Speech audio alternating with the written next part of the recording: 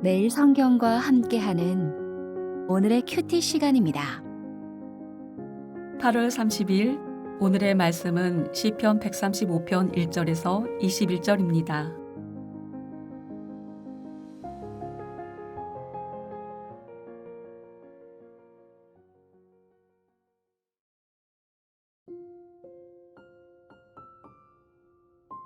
할렐루야. 여호와의 이름을 찬송하라. 여호와의 종들아 찬송하라. 여호와의 집, 우리 여호와의 성전, 곧 우리 하나님의 성전들에 서 있는 너희여, 여호와를 찬송하라. 여호와는 선하시며 그의 이름이 아름다우니 그의 이름을 찬양하라. 여호와께서 자기를 위하여 야곱 곧 이스라엘을 자기의 특별한 소유로 택하셨음이로다. 내가 알거니와 여호와께서는 위대하시며 우리 주는 모든 신들보다 위대하시도다. 여호와께서 그가 기뻐하시는 모든 일을 천지와 바다와 모든 깊은 데서 다 행하셨도다. 안개를 땅 끝에서 일으키시며 비를 위하여 번개를 만드시며 바람을 그 곳간에서 내시는도다. 그가 애굽의 처음 난 자를 사람부터 짐승까지 치셨도다. 애굽이여, 여호와께서 내게 행한 표적들과 징조들을 바로와 그의 모든 신하들에게 보내셨도다. 그가 많은 나라를 치시고 강한 왕들을 죽이셨나니 곧 아모리인의 왕 시온과 바산 왕 옥과 가나안의 모든 국왕이로다. 그들의 땅을 기업으로 주시되 자기 백성 이스라엘에게 기업으로 주셨도다. 여호와여, 주의 이름이 영원하시니이다. 여호와여, 주를 기념함이 대대에 이르리이다. 여호와께서 자기 백성을 판단하시며 그의 종들로 말미암아 위로를 받으시리로다. 열국의 우상은 은금이요 사람의 손으로 만든 것이라. 입이 있어도 말하지 못하며 눈이 있어도 보지 못하며 귀가 있어도 듣지 못하며 그들의 입에는 아무 호흡도 없나니 그것을 만든 자와 그것을 의지하는 자가 다 그것과 같으리로다.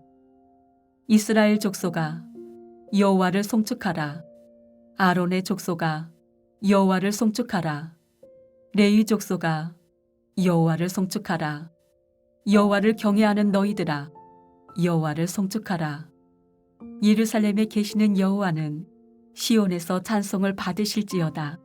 할렐루야.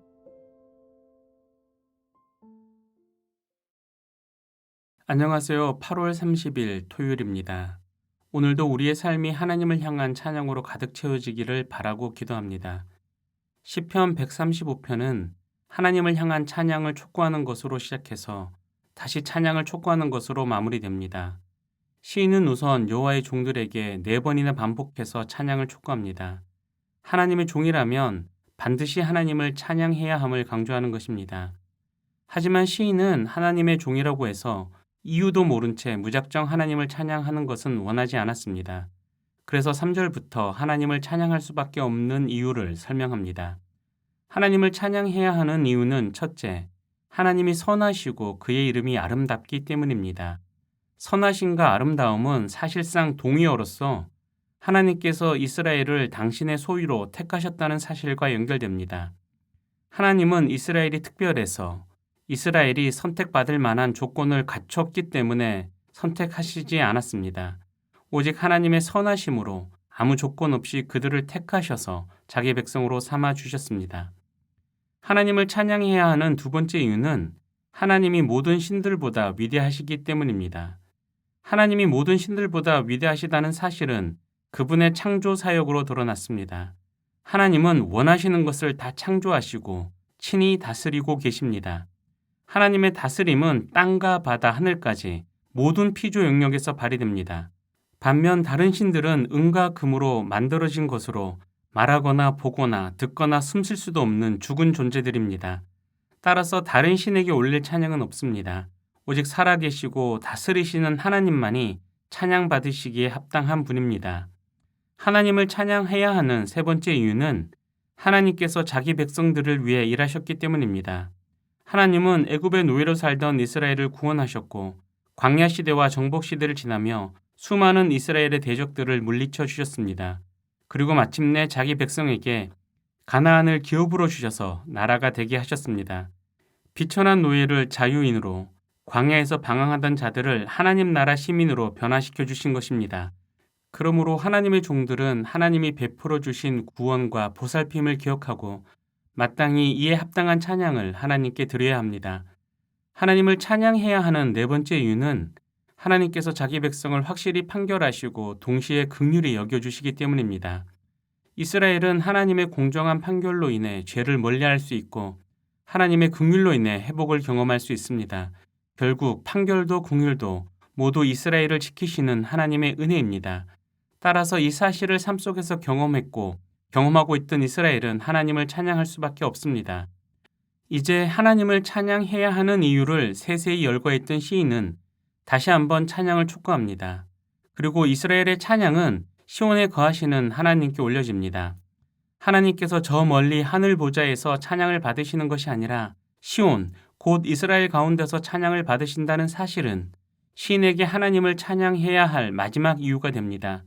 창조하시고 다스리시는 분이, 한계가 없이 모든 신들 위에 계시는 분이 자기 백성 가운데 거주하신다는 것은 이스라엘이 누리는 그 어떤 은혜보다 크고 강력하기 때문입니다. 이처럼 시인은 하나님을 찬양하라고 촉구하는 동시에 왜 찬양을 해야 하는지 그 이유를 알려줍니다. 하나님의 선하심, 다른 신들보다 위대하심, 우리를 구원하시고 보살피시는 은혜, 그리고 심판 가운데서도 베푸시는 긍휼을 알고 찬양하라고 촉구합니다. 또한 하나님이 하늘 보좌에만 계신 분이 아니라 지금 우리 가운데 거하시며 우리의 찬양을 받으신다는 사실도 강조합니다. 이제 우리는 시인이 강조한 찬양의 이유들이 오늘을 사는 우리에게도 하나님을 찬양해야 할 충분한 이유가 되고 있는지 살펴보면 좋겠습니다. 혹시 내게서 찬양이 사라졌다면 오늘 말씀을 찬찬히 다시 묵상하며 찬양의 이유들을 우리 안에서 회복하는 은혜를 경험하면 좋겠습니다. 기도하겠습니다.